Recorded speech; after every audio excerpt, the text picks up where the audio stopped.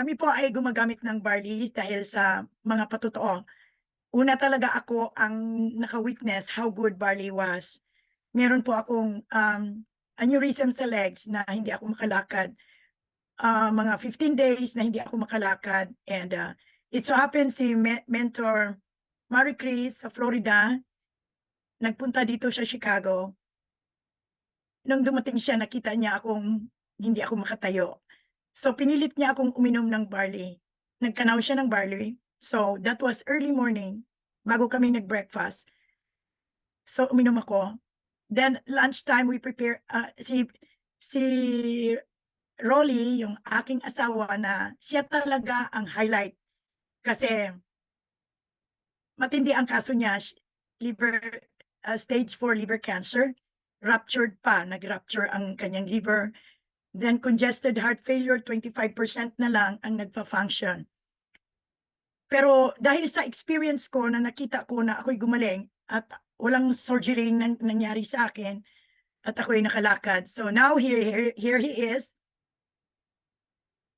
Nung time na nag-cardiac arrest siya, patay siya ng 35 minutes, November 5, 2021, time ng COVID yun. Kaya hindi ako makapunta sa ospital. I cannot even see him.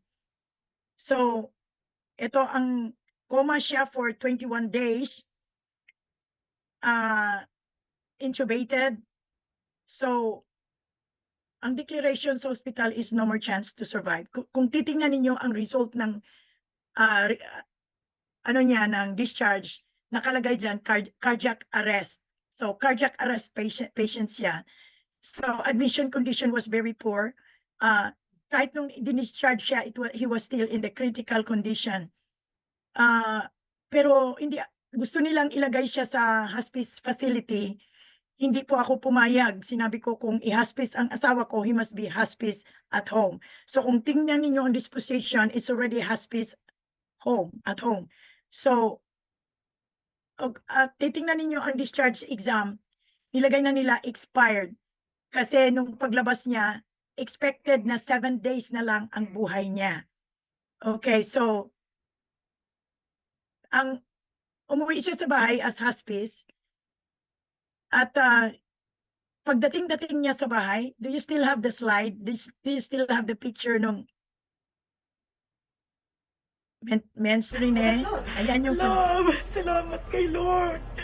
Yeah, salamat kay Lord. yan yung time Salamat kay Lord. na tinawag nila ako to Amen, sign the Panginoon. waiver kasi Salamat sabi sa iyo, nila nabubuhay na lang daw sa Panginoon. machine. Gagaling ka So, na, nung love. Gagaling ka na. pasok, Amen. ready na yung papel na aking waiver na Amen. pirmahan ko. Oh, salamat Nahingi sa ako ng Panginoon. time Salamat, to Lord, pray. sa kaligtasan ni So actually, Rolly. I prayed for him. Then dumilat Buong siya. church na Kung titingnan niya, dumilat ang kanyang mata. That was the first time na nakita nila salamat sa na naging Panginoon, love. active siya. Love, narinig mo ako, Ah, no? Narinig Mentor Rene, can you show the time when umuwi siya sa Love, bahay? salamat sa Panginoon, Lord. Nung umuwi siya, ito yung ano niya, anong tawag nito? Ito yung bed sore niya, no? Nung umuwi siya, that's the time nakita kong may bed sore siya. Nagulat ako. At during those time na umuwi siya, ang instruction is no more food intake. Wala nang pagkain na ibibigay. Pero hindi ako pumayag actually kasi G-tube naman siya. Nag-administer ako talaga ng Ensure Complete sa kanya. Then, ang ginawa ko, kasi ang instruction is morphine every 4 hours. Hindi ko siya binigyan ng morphine. Instead of morphine, binigyan ko siya ng barley. Barley every 4 hours, round the clock.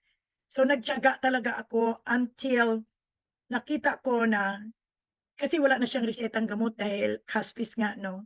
Ang reseta lang is, yun lang, wala nga reseta, dinala lang nila yung morphine dito at dinala lang nila ang lorazepam. Kung hindi daw makatulog, bigyan ng lorazepam. Yun lang ang binigay nila, wala nang iba. Pero ako na ang ako na ang nag-administer sa pagkain niya, which is Ensure Complete ang binigay ko and barley every 4 hours. Yun lang ang iniinom niya at walang gamot. hindi rin sila nagbigay ng gamot para sa bedsore kasi nga 7 days na nga yung pagdating-dating niya dito in a few minutes dumating yung nurse, pinapipili na ako ng funeraria. Hindi ko kaya, sinabi ko, "No, I'm not gonna pick anything, bigyan niyo ako ng a little time." Sabi, "No, Lina, do you know that, your husband is the prognosis is already 7 days? He will positive nilang sinasabing mawawala na siya in 7 days." Sinabi ko, "Let's see."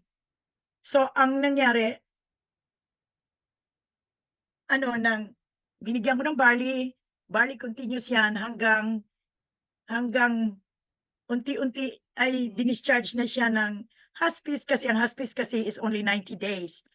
So, 3 months lang ang hospice. 'Pag buhay pa ang pasyente talagang bibitawan nila. So, binitawan na siya, "We will discharge him because he's getting well." Sabi ko, "Yes, exactly." Kasi kung wala na yung hospice, then pwede na akong kumuha ng another doctor para sa kanya, para mag-order ng therapy sa kanya. Pero pinalampas ko muna ang months and months na naka-barley siya, okey? Ang totoo 'pag umorder ako doon ng barley is 400 boxes. So, marami ako talagang boxes ng barley, abundant ako ng barley. So, barley lang siya kung titingnan ninyo. So, eto na siya in the stage of recovery. Eto na siya, sinabi niya, eto na raw siya si Rolly. Wave your hands, Rolly. Okay. Nagwe-wave, makikita ba siya? Okay. Ngayon, continuous ang barley niya. Alam ba ninyo wala na siyang cancer? Ang liver enzyme is perfect at ang kanyang heart is, well, perfectly functioning. Okay, so diyan pa lang, eto na siya. Kung makita ninyo siya,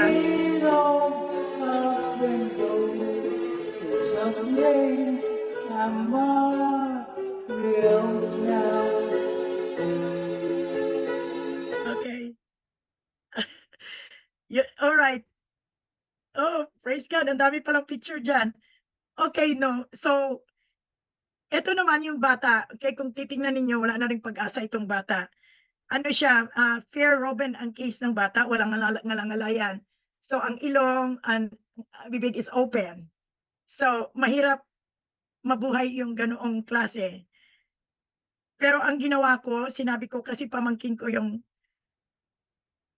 actually, anak ko na rin siya, ang nanay nito. So, sabi niya, "Mommy, ano ang gagawin ko? Ilabas ang bata sa ospital." Parang takot na takot talaga sila, "Wag kayong matakot, magba-barley ang bata." Kasi hindi nga puwedeng magba-barley ang bata kung nasa anybody that is still in the hospital cannot take barley kasi bawal talaga 'yan sa ospital. So, nilabas namin ang bata at sinimulang bigyan ng barley, okey?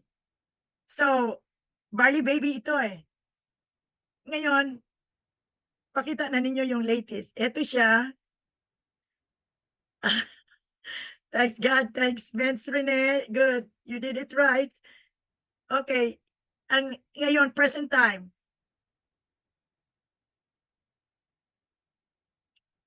Ayan na siya. Okay, this is barley baby. Gatas lang at barley ang binibigay sa kanya. So isipin ninyo yan, nako-correct yung Ruben dahil sa barley. So maraming magagawa talaga ang barley. Hindi lang pala pumapatay ng cancer, pumapatay ng infection, hindi lang pala yun. Kayang-kayang mag-repair ang barley. Hindi man I mean, it's hard to believe on that, pero makikita ninyo talaga ang patotoo. Now,